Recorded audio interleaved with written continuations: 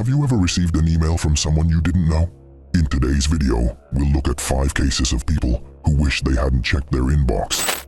Number 5. Clara Montero, age 27, had just recently gone through a divorce. Within that same month, she signed up for Soulmate.net and, a few days later, received a cryptic email. The email addressed Clara by her full name, with a long paragraph explaining that the sender knew of her recent breakup and thought they would make a great couple.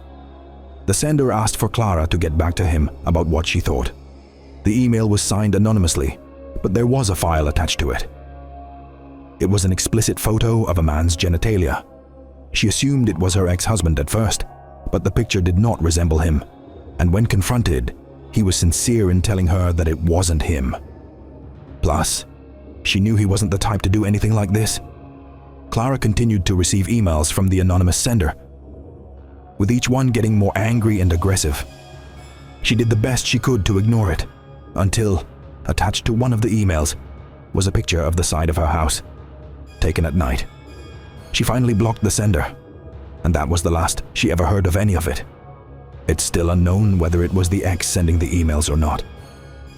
Number 4. A former user of an online forum once posted his story of a scary email he received. He had one day received a text message from an unknown number, telling him to check his email as soon as possible. He obliged and found a message in all capital letters titled, "Download this now." It was a short message addressed to the user with his full name, address, and phone number, and all. There were 5 files attached, 4 of them pictures, and 1 an executable file titled downloadthisnow.exe. Each one of the pictures was very personal to the user. The first one, a picture of his house. The second, a picture of a very young woman, who he eventually recognized to be his mom. The third, a picture of him as a baby. And the fourth, a random picture of a creepy, sinister-looking middle-aged man. The user didn't open the executable file. He instead reported the email to the authorities. It's unknown what the exe file was. Number 3. Father Matthias, of a church in a small heartland town, had an email address dedicated to his parish. He received a strange email with no title, and upon opening it, his computer crashed, and he got the dreaded blue screen of death. He would have trouble restarting it, until finally succeeding, only to have all his files and data gone. And his screen wallpaper was a large and shockingly disturbing and realistic image of the devil. Internet Explorer, along with other important programs, would not open. And occasionally, a distorted laughing sound effect would play in the background. It's unknown how this was accomplished, but it was most likely just a cruel prank by a hacker with a little too much time on his hands. Number 2. In the year 2011, a huge wave of emails filled with viruses was spreading across the internet. The email titles were innocent enough. For example, some of them were titled, "Free 40% off coupon for Walmart." However, once opened, a virus would be forcibly installed onto the user's computer.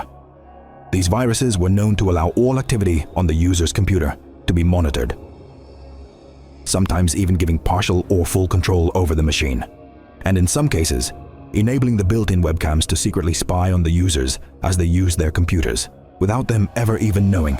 Nobody could seem to figure out how this was accomplished or how to prevent it, but luckily, the swarm of emails eventually died down on its own. Similar swarms of emails have since occurred on a few occasions, but not as dangerously.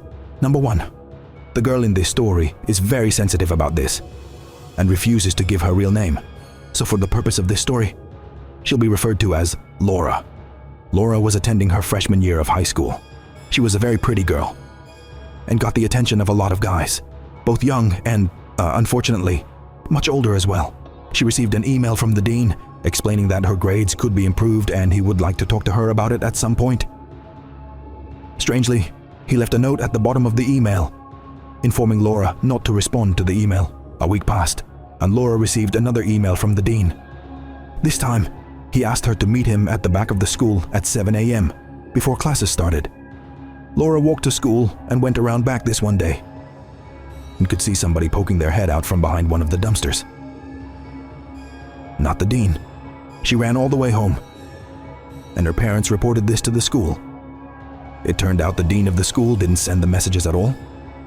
The email was traced back to a website that allows you to send fake anonymous emails, and the computer used to send it was the computer in the furthest corner of the local public library. Share your own story with us. Perhaps hidden in your inbox is a terrifying horror story waiting to be told.